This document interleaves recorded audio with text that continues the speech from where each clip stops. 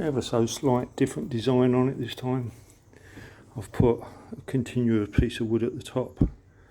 So instead of 400mm, I cut these at 3, 4, 5. And then put this piece of wood on top just so as it's all one level. Got the thermostat in there. Got the window, got the vents, got the entrance. I'm going to leave it at that and come back tomorrow and cut the big window in. Done all the wax. Happy with that for the day. Better than sitting indoors on my arse, isn't it? Oh, and I'll cut that one as well.